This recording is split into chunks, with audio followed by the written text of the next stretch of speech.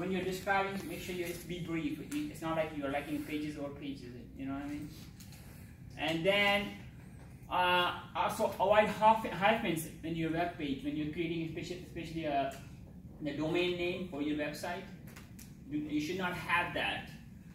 And there should not be, there are more than a .com. If you want to use .com, .net, .edu, whatever you like, it depends on the type of your organization you're using it. Yeah, it has to depend on the type of organization. Actually, yeah. Like you can't have I don't know, I guess you could have a .com, but because .com, there are some good and bad examples of .com too, you know what I mean? But if you say .edu, .net, they are compared to more sophisticated than .com. But if you're like if you're a profit business and you have a .org, .org, yeah. You don't want to use .org if you're like straight up making profit, right? Yep.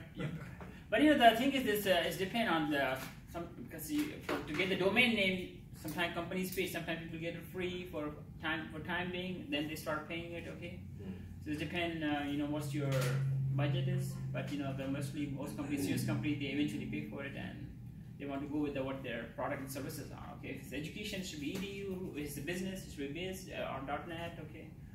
Or it could be a .gov if it's a government organization or government products you're selling. Does it make sense to you? Yeah. Alright, so always try to brainstorm some keyword, okay, when you are developing website, because you in the description you want to put those keywords, because when the people Google those words, it should pop up right away according to the demand or needs of your customer. Does it make sense to you guys? But you should know your keyword, what your audience or your customers are looking for. And then you know your territory and verify the availability. So once you know your domain name, you have to verify, is it available domain name? If it's not, you know, you have to again modify it. Okay, so considering all these categories, okay, because if your domain name is not matching these criteria, then maybe you know it's not like your business is gonna boom right away, because when people search it, it's not gonna come up. Is it right? You are selling an educational book and your domain name is to sound like you're selling some kind of laptops, you know what I mean? So it's completely different, okay? Okay, so choose a web host, okay? So then once you have your domain name registered, how do you want to publish your web pages? You want to have your own web pages on a web server, where you can maintain everything by yourself, or you want to hire companies like GoDaddy.com, you know? You can still maintain your pages, but still they have more control on you, okay? And there's also risk of security. They may steal your information and share it to the who? Your competitors, right? Because when you're creating a website, there's something you put on the website, but it's only visible to you. It's not visible to your customers. Does it make sense to you? So that's why. So there are we talk about virtual hosting is like GoDaddy.com. There are some other devices, other companies too. Okay, and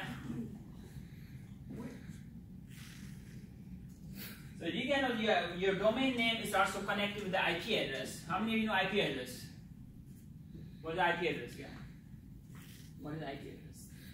Oh, it's just the number. Number. There's 4 octets, and it's how you get to the address you're going to. Right. Basically, the name without the words. Awesome. Yeah. So how do they change the IP address to the name? What do you mean? Like Yahoo.com has the IP address. Okay. Well, I don't know their IP address. It's a specific number, right? Yes, a specific number. So that there's like a 4 protocol number or something like that. Yeah, so there's a certain network file where you have to change the IP address assigned to the certain your domain name. So every time they put either IP address or the domain name, it's open your web pages. Does it make sense to you? So IP address is difficult to remember, and domain name is easy to remember. That's why people go with domain name, and they try to keep the domain name as easy as possible, so their customer, their audience, or what's the product who they are serving is the website is accessible to them, so they can easily remember it. Does it make sense, guys? So we talk about this dedicated hosting is a rental exclusive use of computer and connection in the internet that is housed on the web hosting company. And then it's got co-located hosting. You use a computer that your organization has purchased and configured. So your web server is housed and connected at your company. Okay, so it's your own. It's like your own web server. All right. I mean, if you have your own laptop or computer, you can make it a web server. You know what I mean? You just put everything, all data, all website, every stuff on that computer as long as it's connected to the internet. Okay, and then you are uploading your pages to the. Remember we're gonna talk about this Zilla. Remember the Zilla is a software that we use to upload the pages, like a file transfer protocol. You know, I mentioned this about last week. Remember that? No. Okay, we'll talk about it right now in the next slide. Okay. Okay, published with the file transfer protocol. That's what I'm saying here. So there are different tiers: FileZilla, WSFTP, Cut FTP, Smart FTP. So these are the software we use to upload the pages on a web server. All right. So even how many have you guys created your own computer as a server? No, to store the file. Yep. Yes, you did it, right? Probably go there. You guys do a lot of stuff like that. You can make, if you have an extra laptop, you're not using it, don't sell it. Keep it as a server for you. And just saying, just use the memory. Yeah, make sure that it's on 24/7. You do not put in sleep mode. So you are anywhere. You just with this software file transport, you can upload file to your computer. I mean, as long as it's connected to the internet? Internet, yeah. So you got two computers at home with access, and then you do that? Easily do that. And then what happens if you're running out of memory on one computer, you can put it there temporarily and then get it later on. Would that be an alternative to the cloud? Yeah, you can. That's alternative to cloud. But basically, this is your own server, okay? Yeah, but it's not cloud-based, okay? Right. Well, cloud-based is basically somebody else's in a building somewhere, right? Yeah, but not necessarily. Now you can purchase your own cloud, you know. But still you pay for the services, you know, to them. Right. And right now they also have an online cloud-based hard drive that just go internet online. It's like a server, like what I'm talking about, but they just make it more sophisticated. You don't have to go through all the hardware. You just plug in the internet, it's ready, and then you just connected with them. Does that make sense? So when I see FTP somewhere, is that all it is? It's basically saying, hey, you got an extra drive somewhere in your house? What do you can you say it again? Is that FTP, file transfer protocol? Is that all it means? The file transfer protocol is the software that makes you connected with your server to upload the file or to save the file. Okay, just making connection to the server. Okay, it's a way to communicate with your server. It's not saying what the server is. It's talking about the connection to it. Connect server. Yeah, it's like a medium. It's a medium of the connection. Okay. Okay. All right. It's basically just something that you use to transfer. So yeah, when you are doing the file FTP, you need this kind of information: username, password, FTP host. You know, and once you have this information, you put it on your FTP software, and it's going to connect it. All right, and then when it's connected, you just click on browse and upload the file or save the file, whatever you want to do. Okay. All right. So as I told you, you can overview of using an FTP application. You can upload file. It's really easy. Transfer file from your local computer to your remote website. Remember? And then downloading file. If you need to download file from your website to your local computer, you can do that too. Okay, you can upload, you can download, and you can delete the file too at the same time. It's pretty easy, you know. It's like you guys do stuff on your Windows. Okay. All right, so search engine submission. Okay, so what's happening once your components of search engine? Okay, there are different components of search engine. Like we're talking about Google, right? What else? What is Microsoft one? What is that called? Bing. Bing, yeah. Google, Bing. Yeah. Awesome. So they have what's called robots. Okay, it moves like a robot spider on the web, accessing and storing information about the web pages in a database. So basically, your web pages, your domain name, when people search it, or domain name, or whatever your keywords are according to your products and services. So as a robots, pick up those words and they pick up those websites which matches those search results, okay? And they get it from the database what the Google has, and they post it onto the web page in form of link so people can see it. You know, does it make sense to you guys?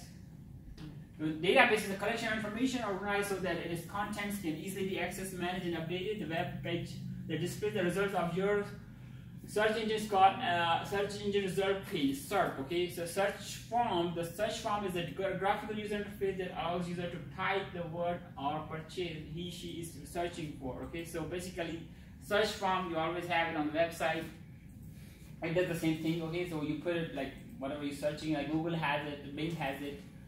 Unless mostly we are using either Bing or Google. So right? Do you guys use any other search engine? No. Yes. No. No, just use Google. Yeah. Google. You know, a lot of people ask me one question, how do you use Google? So I use Google to see whether my internet is working or not. Yeah. Because if it gives you a result, it means your internet is working, right? Yeah. So listing your site in a search engine. So there's a way to list your site in the search engine. This is the link for the Google if you want to put your site up there, and they can. So whenever people search it using the Google search engine, it's gonna come up. Okay, one way. Second, so remember we also talk about validating your code. Remember?